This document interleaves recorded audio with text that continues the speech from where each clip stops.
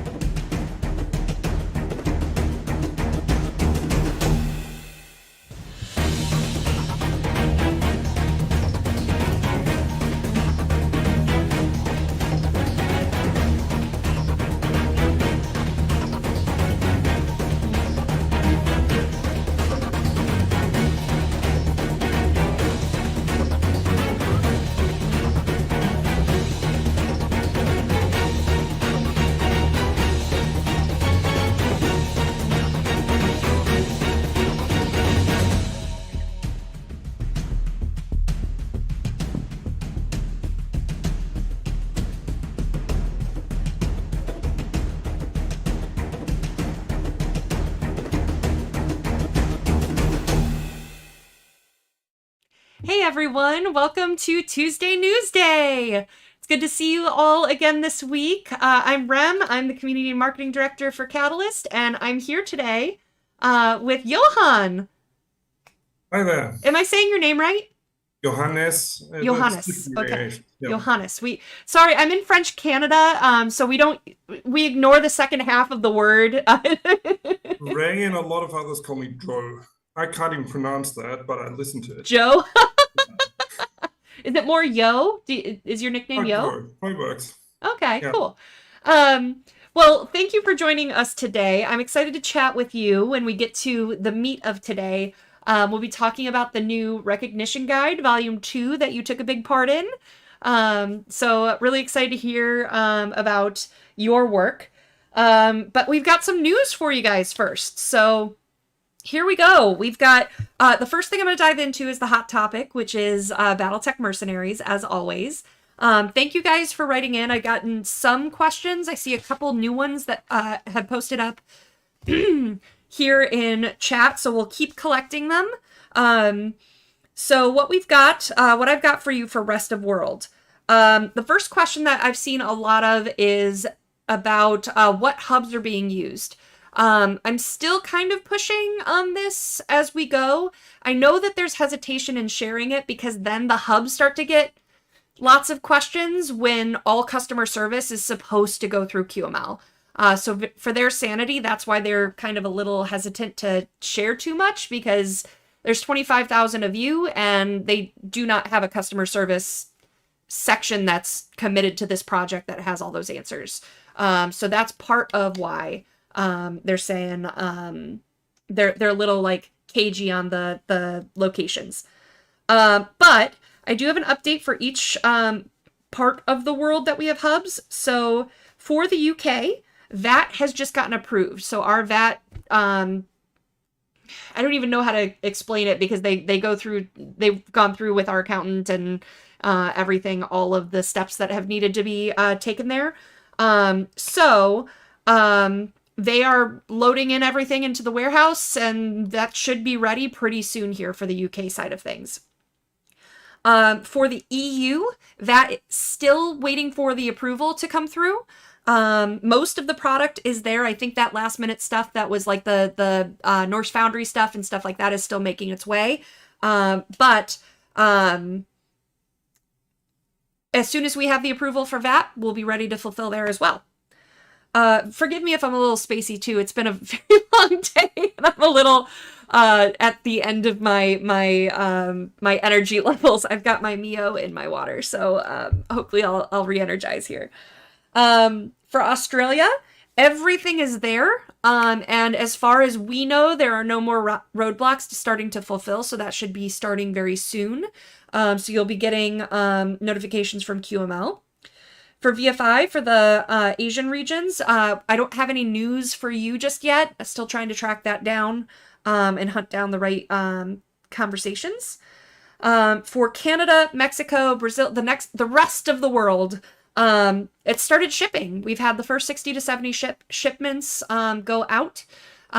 So that is now in process, and that's coming directly from QML. So yeah, that's the update that I have for you guys. I don't have any news yet on wave 2 or 3. I know that they are going to want to get well underway for any roadblocks for wave 2 or for wave 1 before they deal with wave 2. So I'm still going to dig. I'm still going to be asking more questions. Anything I don't have the answers for or details on. I'm not in those meetings anymore, so I'm just collecting what I can as I can.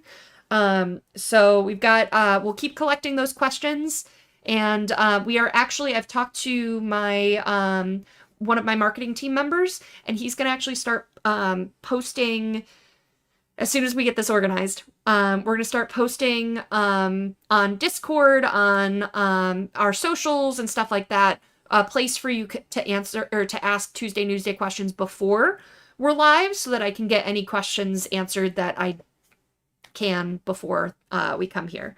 So look for that. That's coming soon. But that is our shipping update. And we'll get a backer update soon about that stuff as well. I'd kind of like to have a little more solidity in terms of this information before I get a full backer update out. But coming soon. All right. Next up, what I have for you. My notes are all over the place here. So little update for you guys. I told you last week about mine and Randall's trip to LA to play Battletech with Freddie Prinze Jr. And that whole crew that was there. We got an update from them. They did a practice round without us on Sunday. Freddie's team won, and Freddie's team consisted of Freddie Prinze Jr., John, who runs their, John Lee Brody, who runs their studio, then Sam Witwer, and Macaulay Culkin. So that was the team that won. Apparently they shouted at the very end for Rem and Randall in our honor for the killing blow. So a lot of fun. It's cool to get the pictures. I'm excited to start pulling stuff from the pictures that they've sent and start getting out on our socials to help promote as well. But you can follow their YouTube channel, which is I think Geghead. I copied it last week, but I'll have to pull it up for you guys. Maybe I can do that when Johan is in the depth of an answer from a question that we ask. So that'll be coming. So that's the update on LA. A couple of cool things coming out. I don't know. I don't have much detail about this yet. I don't know. I think it's going to be at Gen Con that this happens, but maybe sooner, and I think definitely after is our goal. For those who don't know, Lauren Coleman, our CEO, lost his son, one of his sons in January from a tragic accident. And Connor's favorite color was pink. So we are doing pink hoodies that will be coming out. They're going to have the Urban Mech Legion, same design as what was on the gray t-shirt that came out a little while ago, but you can either get it with a pink hoodie with black lettering and graphic, or you can get a black hoodie with pink lettering and graphics. So we're really excited about that one. So that'll be available in honor of Connor Coleman. Something else that we've talked a little bit in passing on previous episodes about, I might actually also, this is going to come on social media because it's just too much to multitask right now, but Echo Chernik, who is a beloved artist for Shadowrun, she just launched a Kickstarter today for a new project called Maya. It is erotica, just forewarning for those who may not be interested. But I'm going to drop her link to her Kickstarter in the chat. Beautiful work. She's such a talented artist, and she's just phenomenal as a human being as well. So please check out her work if you can. Share, support. It would be great to support our artists. Additionally, there's a second Kickstarter that launched today that's from a client of mine, actually, so friend of Catalyst. Yeah, Maya did fund in under an hour. So happy for her. So Mark Zickery is a film producer in LA. He created his own studio after he got sick of handing scripts over to the studios that then rip apart the scripts and say, now produce this. And you're like, no, this does not have the vision that I originally had. So he created his own studio and he crowdfunds his projects now. So he's been working on Space Command. Mark Zickery has been a screenwriter for The Expanse, Babylon 5. He's done Star Trek. He's done so much. And so his Kickstarter just launched. So if you love sci-fi, you love space, this is called Space Command. This is the third installment. And you can check that out. So that's Echo, that's Mark. We talked about the scroll, we talked about the hoodie. So much happening, guys. But with that, I think it is time to segue over to my very patient friend here. Hi, yo. Hi. So today, it was supposed to be the 7th, but it's today. We launched on Catalyst's website. I'm going to get you guys the link to this too. The new... it just went live within the last hour. This is the Battletech Recognition Guide Vol2 Ilclan. Boop. There it is for you guys. So while you're listening, go ahead and go shopping at that link. But tell us about this project. Like what? It's only 4.5 years in the making. What? So, yeah, and this is active development. Well, the last half year has been just waiting for publication. When did Volume 1 come out? Last year, I think. Got my copy here. It says 2023. Yep, 2023. Oh, wow. Last year. But we started with the whole series early in 2020. The whole thing contains an incredible amount of mechs, and a lot of them are very well known. I mean, the first issue is called Classics and has some heavy nostalgia going on.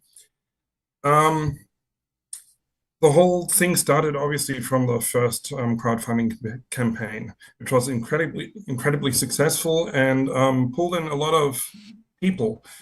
And we had both returning people and obviously new people as well.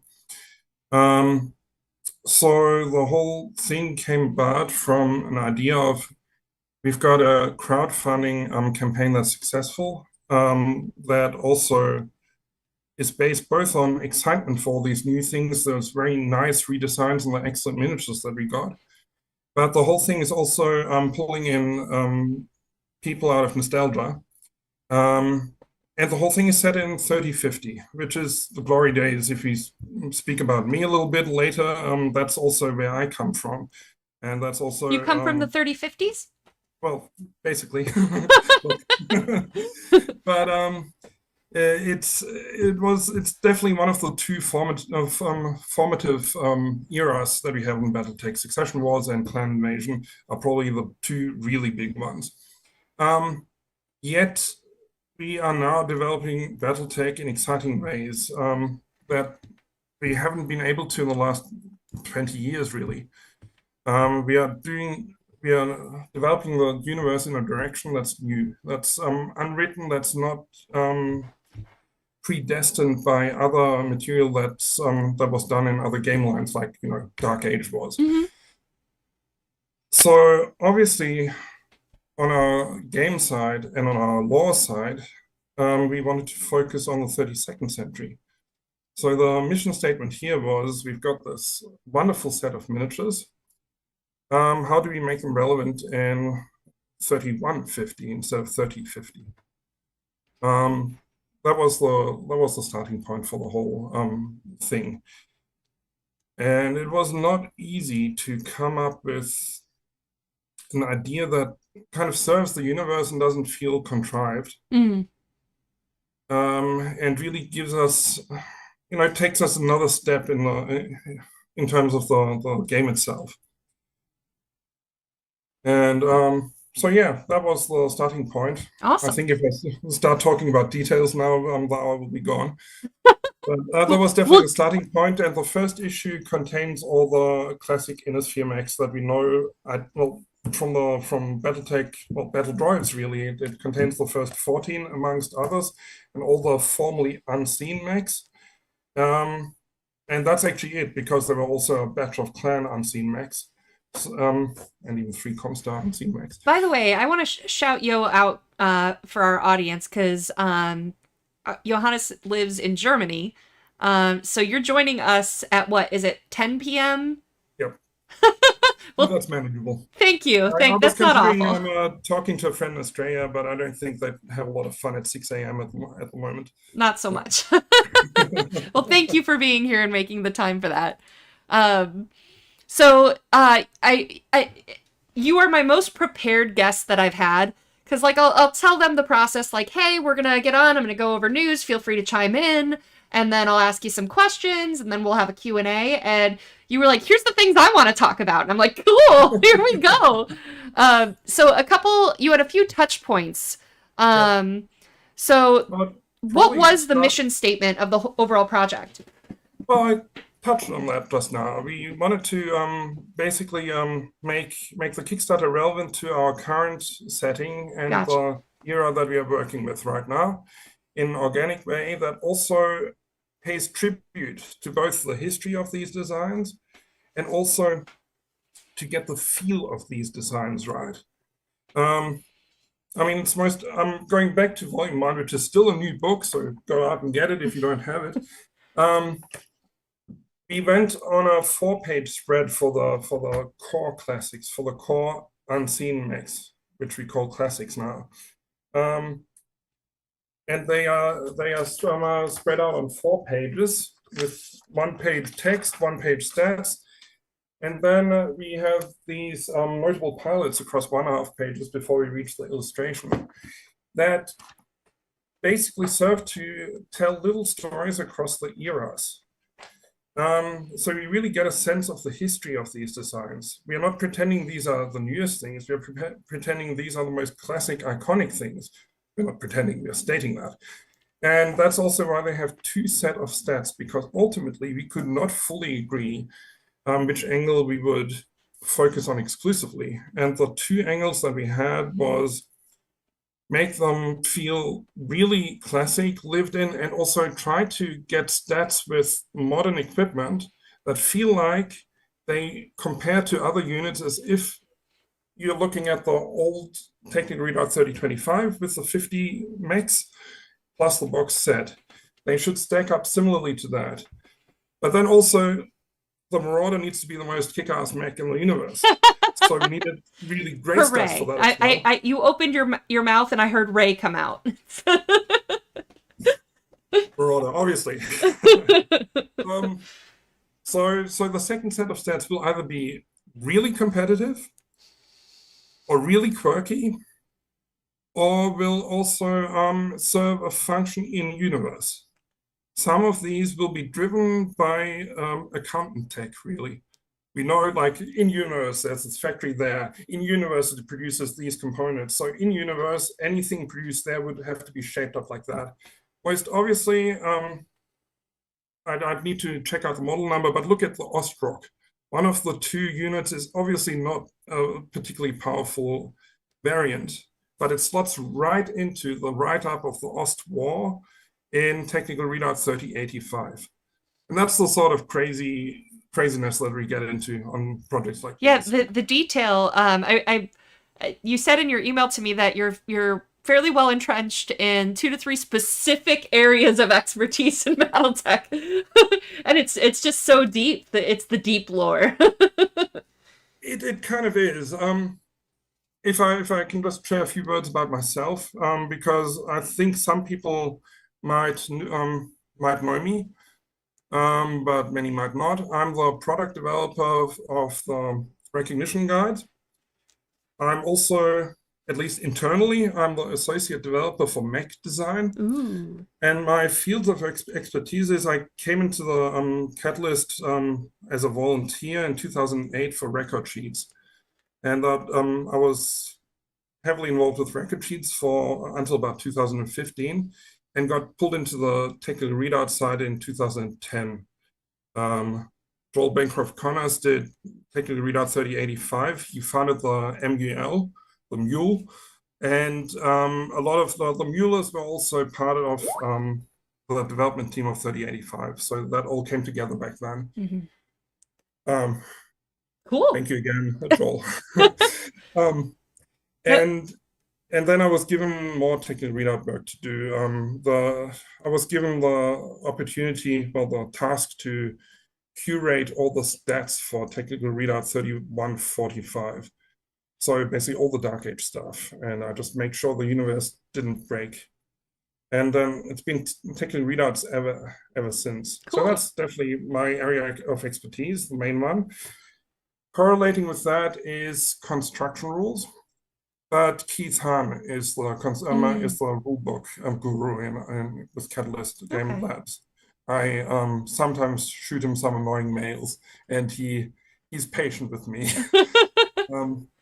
And my third area of expertise is very specific, which would be clan, especially clan Great Falcon law of the 3050s, roughly.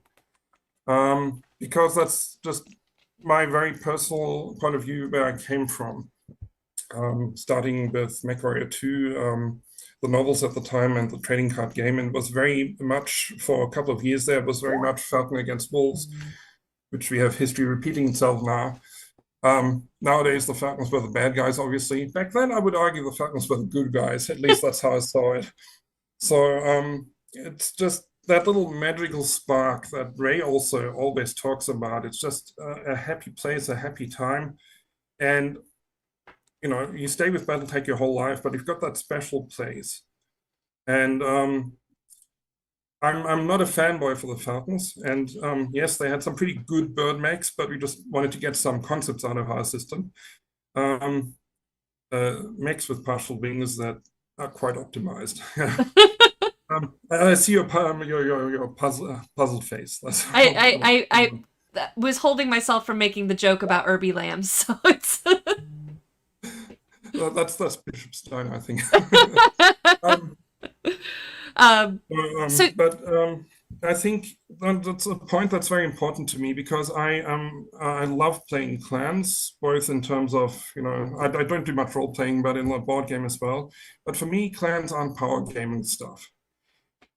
We have a universe. Everybody has something favorite about the universe. For me, it is. We've got this gigantic universe with literally hundreds of novels now that is run entirely by humans, has no aliens, except for a short time, we did have aliens, and they were human in terms of genetic makeup, but they were alien. And I think everybody has their favorite books. I really love the early Robert Thurston books about Clan Jade Falcon. Yes, because, I don't know, Clan Jade Falcon became my favorite faction because of them, but because he managed to show the clans as something alien, not from the outside, like Stackpole did with this wonderful Blood of Karansky trilogy, but from the inside. You saw the point of view of an alien, and it felt alien reading it, but you saw their point of view. I love that. That's definitely one of the hooks of Battletech for me until this day. And I've had the comment of some little bits of writing that were meant to be set in 32nd century, and it felt like very 31st century because I'm still very much entrenched in that idea. They should be alien. And I'm not right in that stance, but that's my special place in Battletech. Awesome. Yeah. Cool. Now, one of the things that you wanted to show as a bit of fun behind the scenes was the chapter introduction splash panels.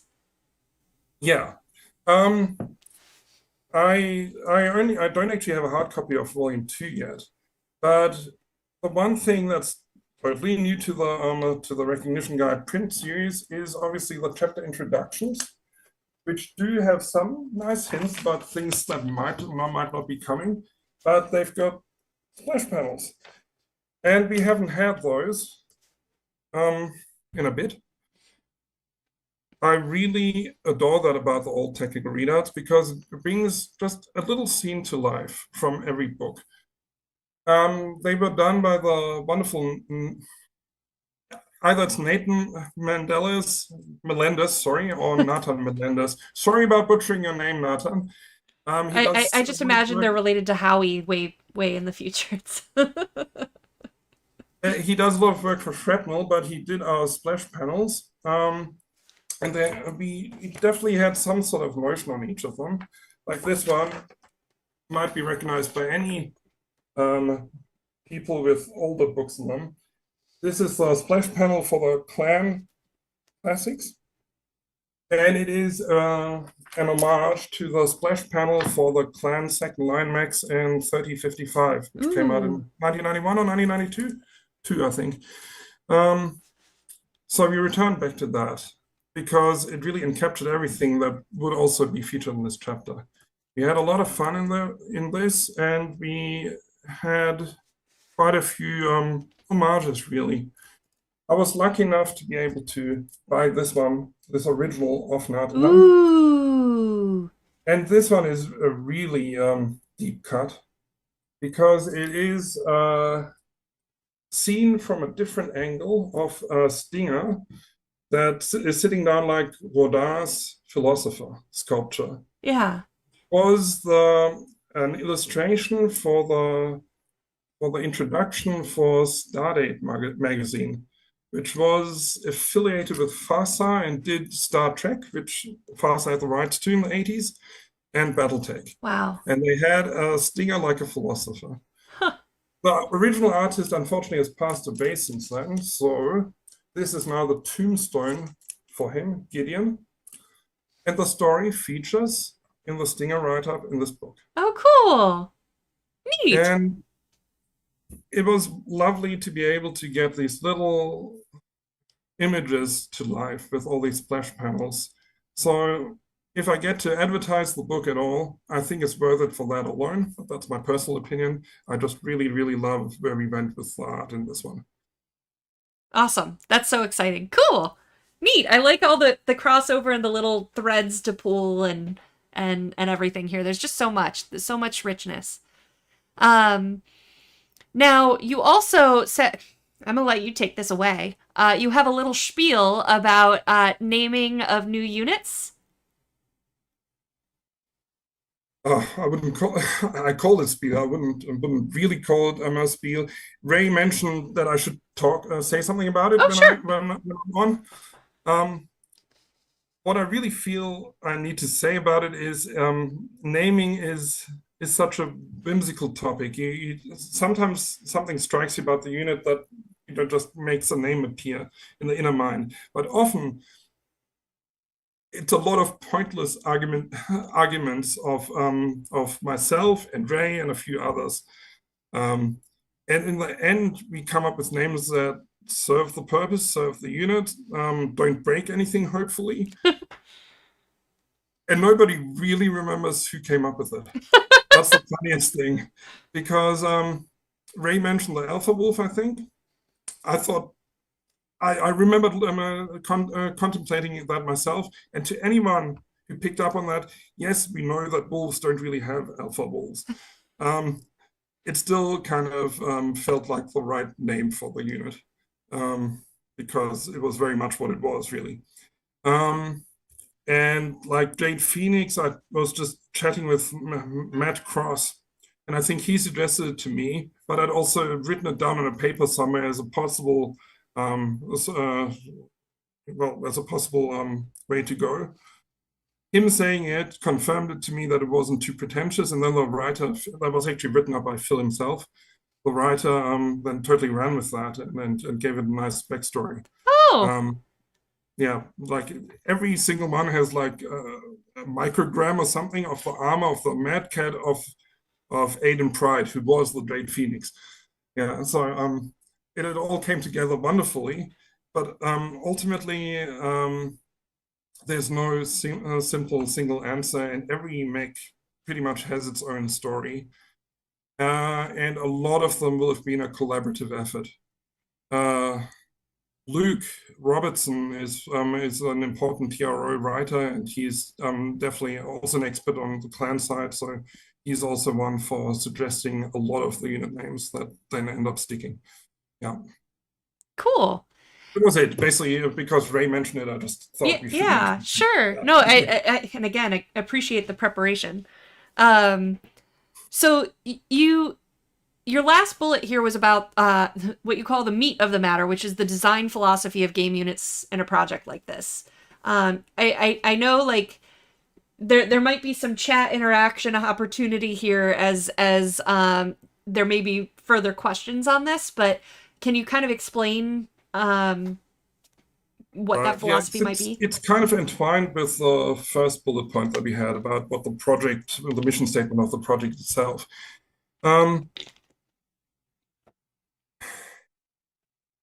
Basically, the two extremes of what Battletech stats can be is Battletech stats can be posy and they can be utterly boring.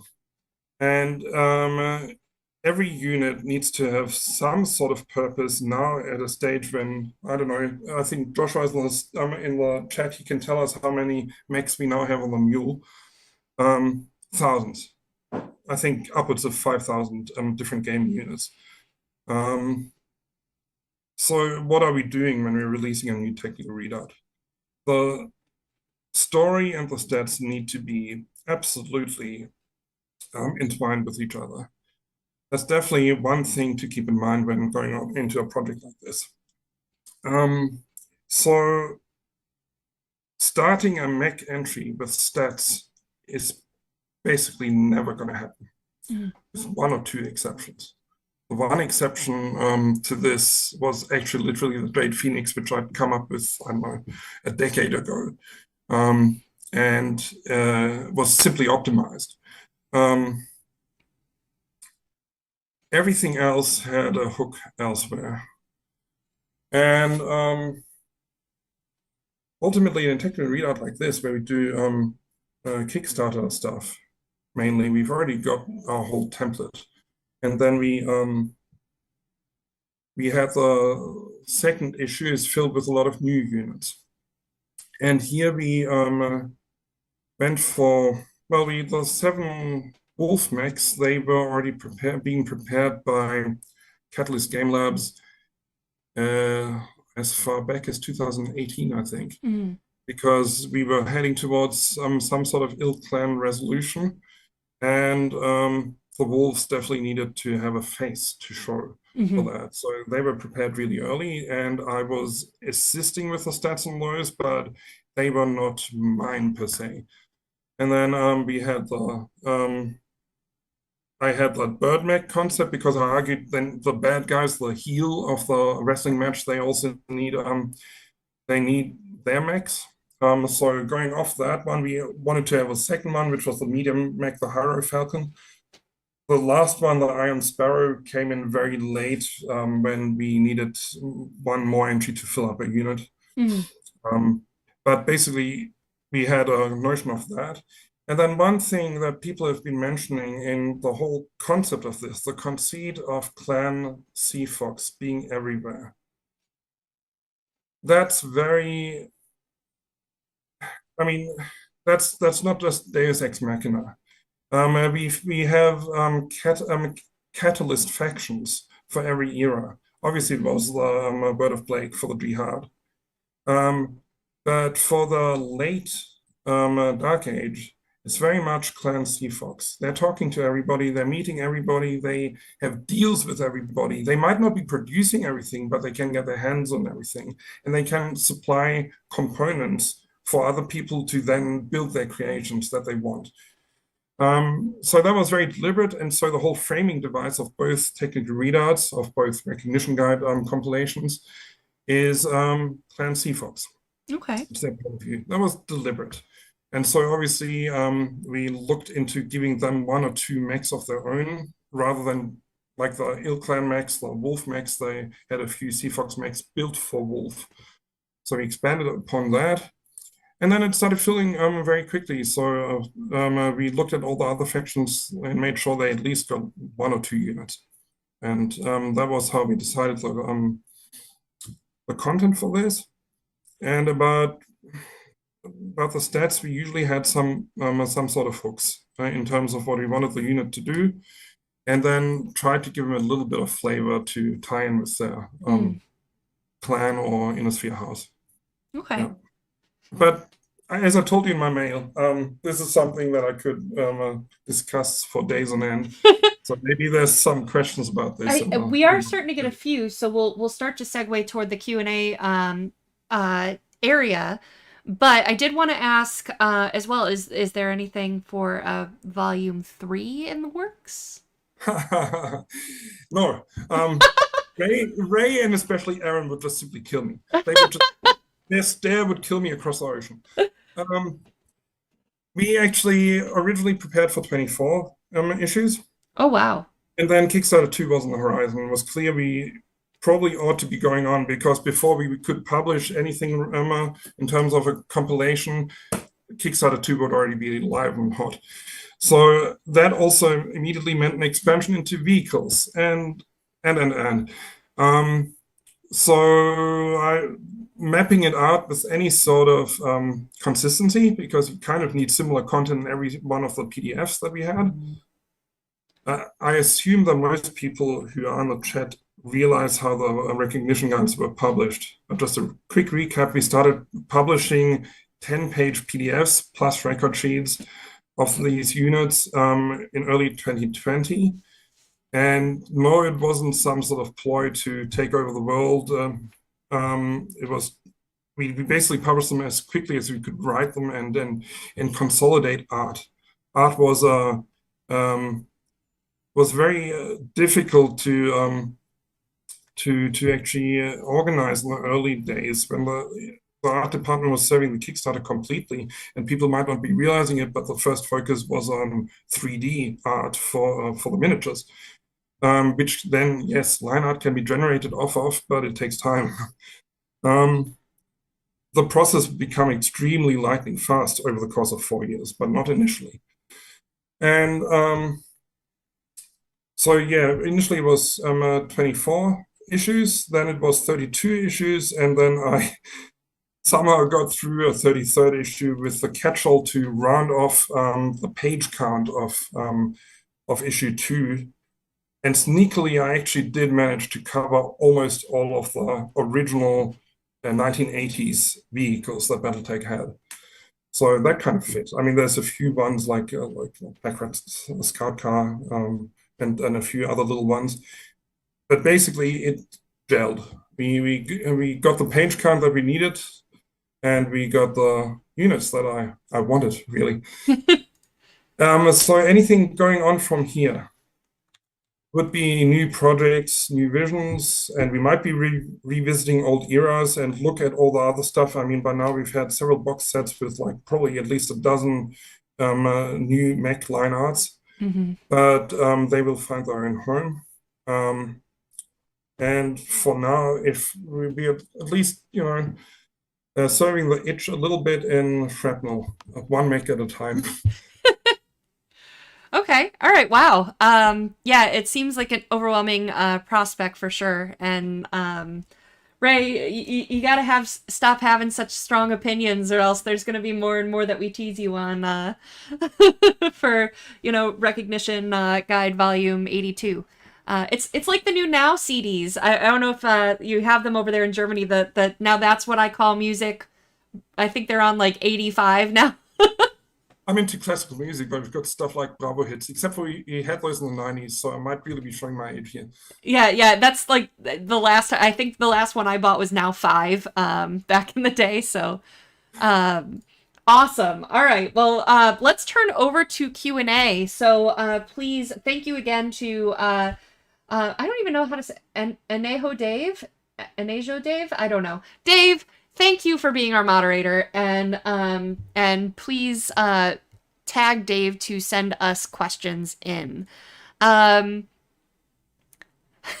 Florian says from chat, he's given us a German comment here. Here, I'll put it in our Zoom call for you, and you can read it and translate it for me. Let's go over. I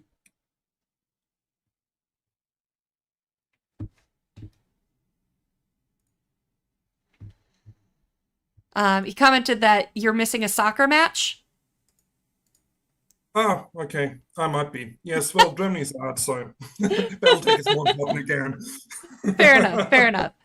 Topa asks, how does someone get involved with mech designs?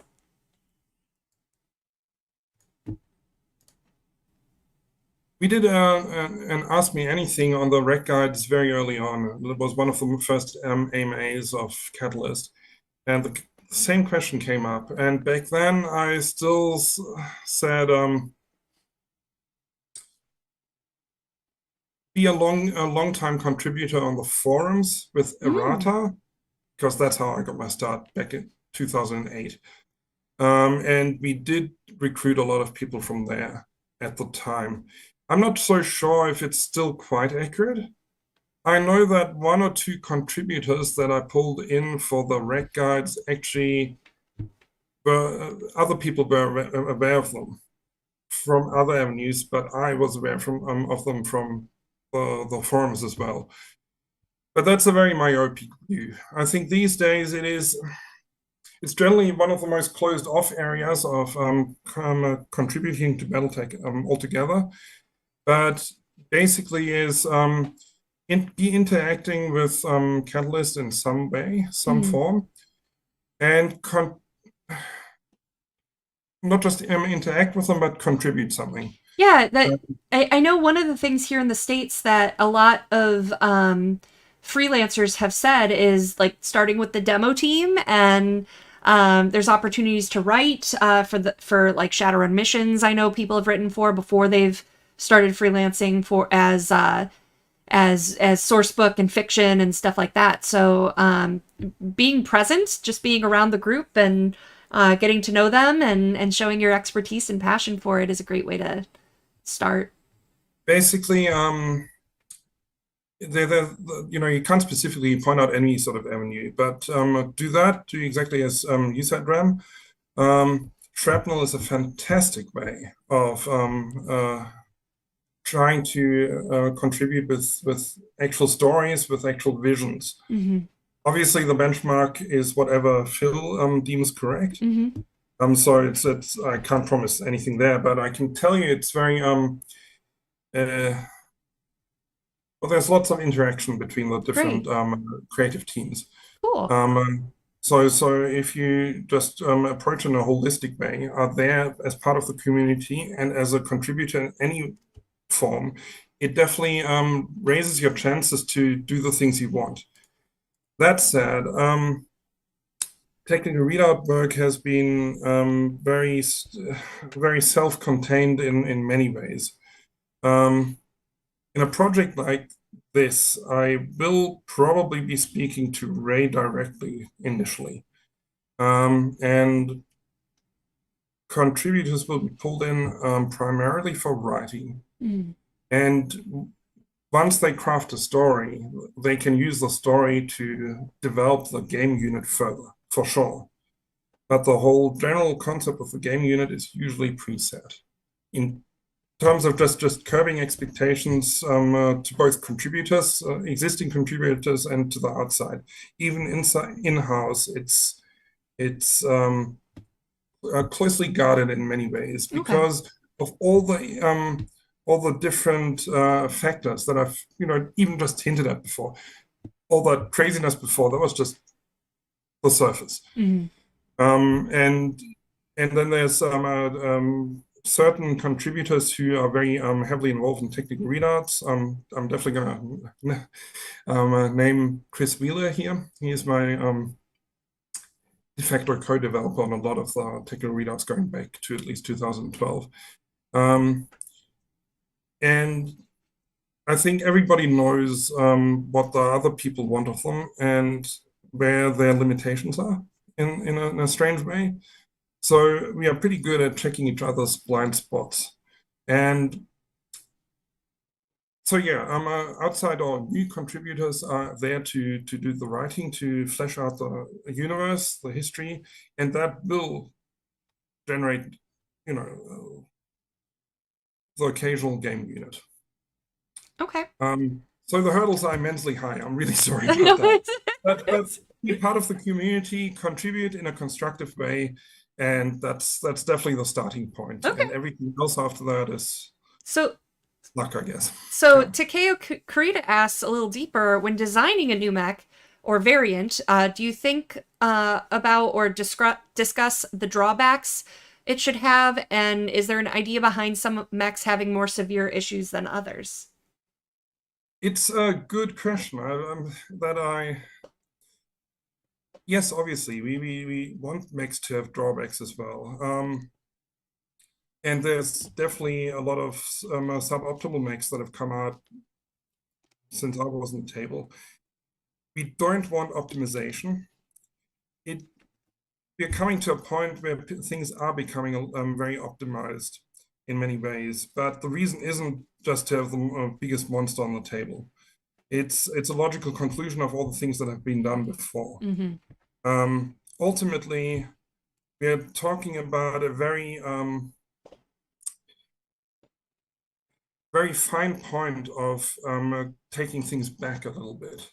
It won't be we are making something suboptimal, even though in the fluff aspect, in the writing that we do about the units, various authors have the prerogative to make the unit really crappy in universe. But in terms of trying to go to new places, they will, in terms of gaming units, and not just repeat ourselves for the 5,000th time, we are coming to places where it's ultimately a very good unit. Mm. Okay. And then it's just basically comes down to a choice of weapons, a choice of layout, a choice of this or that. Mm-hmm. But it's definitely, we don't have any accidental blind spots anymore. The last one might have been the small cockpit on the Stalker 2 out of Technical Readout 3145 Merrick. But everything else has mostly been deliberate since. And we have our share of pure joke units, obviously.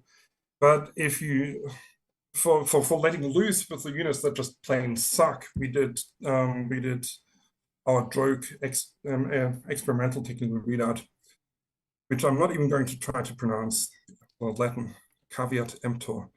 No, that one. The fully canonical joke publication with a Phoenix Hawk that cannot move. Yeah. And Yeho, thank you for Dave telling me how to say your name in the questions. He asks, will folks who come to Gen Con, Essen, or other big conventions get a chance to talk mech design and related topics with you? Gen Con, I wish. I would have almost made it 2 years ago. Now it'll be years to come, I guess. Essen is a real possibility. I just shot Randall a mail.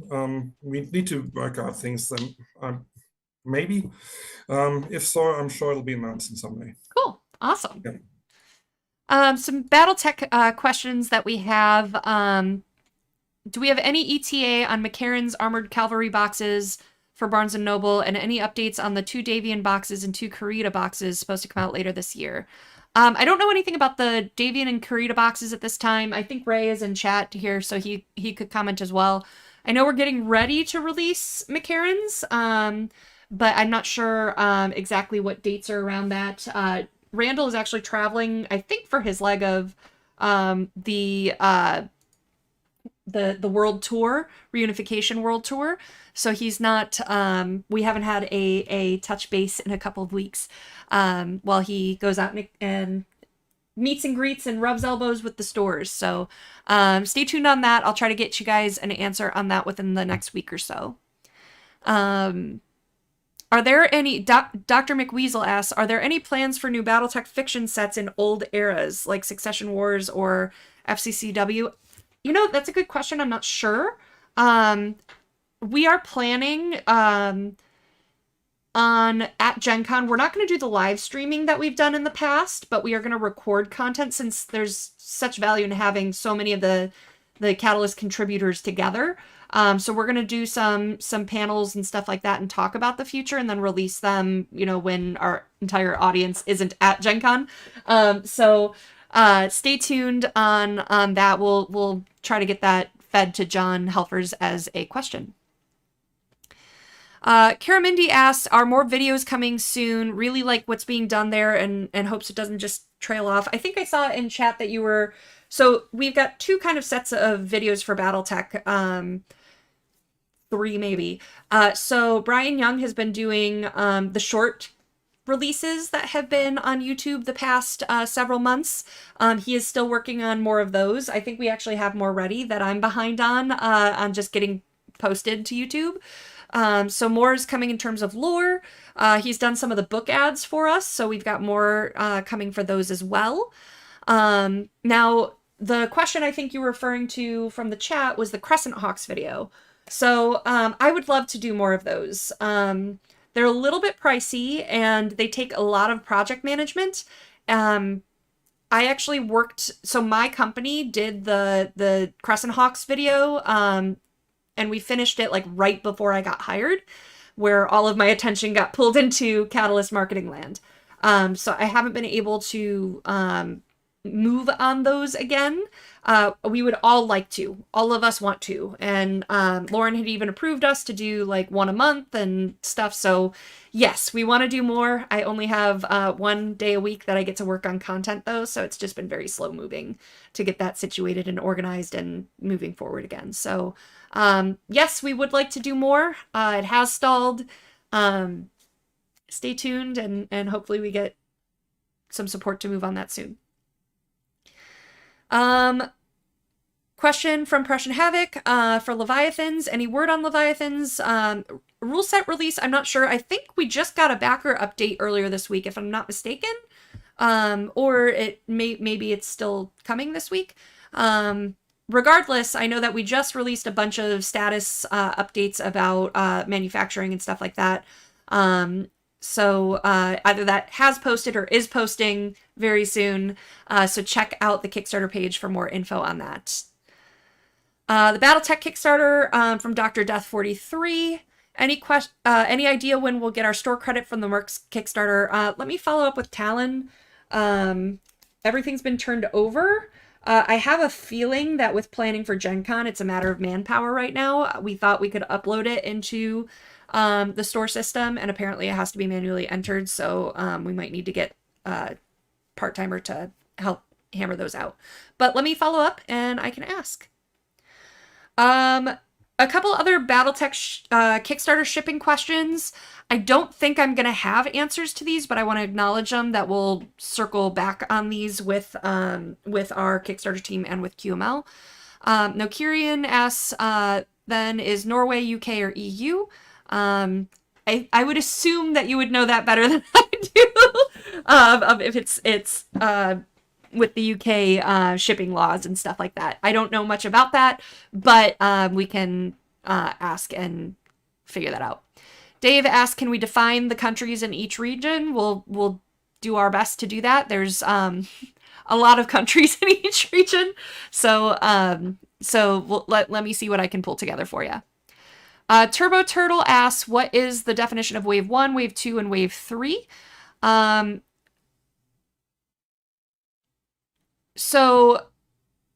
Sorry, there's an extra note that was given to me, so I just want for context, so I wanted to read that over. So Wave 1, as far as I know, and I could be misquoting this, and if I do, then we'll clarify it later on. So Wave 1 is everyone that had submitted their final unchanged addresses and all of that by December. And that export went through, got scrubbed and everything and sent to QML. Then there was from when the address change, the last call for address changes through Catalyst went through. And I think that's wave 2. And then wave 3 would be, I think, everything through QML. So I'm not 100% sure that I have that right, but based on the whispers I've heard here and there in meetings and passing, that's my assumption. But I can definitely get clarity on that. And then Mark asks, can we expect safely that a segment will release each week until a wave is done? I'm not sure what you mean by a segment.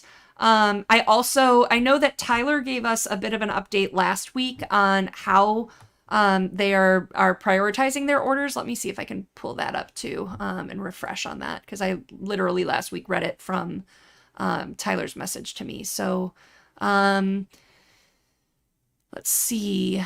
That was the backer update.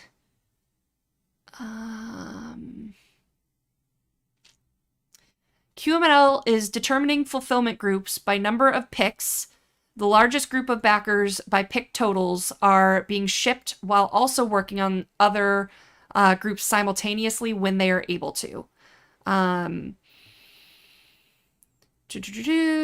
Address changes through the QML survey should include email used when backing, current address, and the new address in your first message for quickest resolutions.